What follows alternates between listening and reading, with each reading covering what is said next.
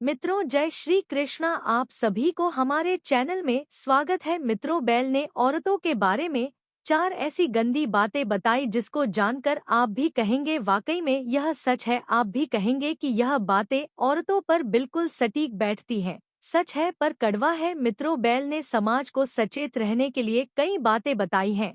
किसी गांव में किसान के घर एक हिरन और एक बैल रहता था। हिरन बड़ा चालाक, बड़ा स्वार्थी था, जबकि बैल सीधा सादा और बड़ा मेहनती था। दोनों एक ही किसान के पशु थे और इकट्ठे ही घर में रहते थे। किसान बैल की पीठ पर हमेशा अनाज लाद कर बाजार ले जाया करता था। बोझा ढोने का सारा काम बैल को ही करना पड़ता था। बैल का जैसा काम था, किसान उसको खाने को भी वैसा ही देता। खूब स्वादिष्ट और पौष्टिक आहार बैल को खाने को दिया जाता था और हिरन को रूखा सूखा भूसा डाल दिया करता था, क्योंकि हिरन कोई बोझ का काम तो करता नहीं था, इसलिए उसे खाने को भी वैसा ही दिया जाता था। बैल का भोजन देखकर हिरन दिन भर ललचाता रहता था और मन में सोचता था कि हमारा मालिक इस बैल को बहुत स्वादिष्ट चीजें खिलाता है और मुझे सिर्फ सूखा भूसा डाल देता है। मुझे कोई ऐसी तरकीब सोचनी चाहिए जो हमारा मालिक बैल की जगह स्वादिष्ट चीजें मुझे खाने को देने लगे, और ऐसा तभी हो सकता है कि या तो यह बैल मर जाए, बीमार पड़ जाए, या इस घर से चला जाए। हिरन ने ज्यादा दूर तक दिमाग नहीं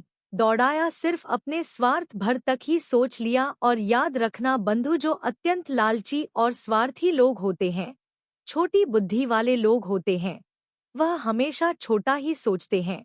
हिरन ने एक योजना बनाई और बैल को भड़काने की ठान ली। हिरन बैल के पास जाता है और बोला, मित्र, तुम बड़े मेहनती हो, पर तुम्हें यह नहीं लगता कि किसान तुम्हारा पूरा फायदा उठा रहा है? देखो कितना भारी बोझ डाल दिया है। अगर तुम इसी तरह मेहनत करते रहोगे तो एक दिन तुम्हारी जान चली जाएगी। हिरन बोला, अरे बैल भाई, हमारा मालिक तुमसे कितना काम लेता है, पूरे दिन तुम्हारी पीठ पर बोझा ढोता रहता है, और देखो मार मार कर तुम्हारी पीठ पूरी सुझा डाली है। अच्छा काम क्यों नहीं करते जिससे तुम काम से भी बच जाओ और बैठे बैठे खाने को भी मिलता रहे? मित्रों, हिरन जानता था कि बैल अगर ऐसा करता है तो वह निश्चित ही खाई में गिर कर मर जाएगा और फिर घर में मैं ही अकेला रह जाऊंगा और मालिक का यार अभी बैल पर लुटाता है, वह मुझ पर लुटाने लगेगा। हिरन ने इस प्रकार से बैल के कान भर दिए। गधे ने भी सोचा कि हिरन ठीक कहता है, मुझे कल ऐसा ही करना चाहिए। उसने हिरन की बातों पर विश्वास कर लिया और कहा, तुम सही कहते हो मित्र। बैल ने हिरन की सलाह मान ली। अगले दिन किसान को अपना अनाज लेकर बाजार में जाना था और आज बैल की दुर्ग देखने के लिए हिरन भी किसान के साथ हो लिया। वह जैसे ही बीच रास्ते में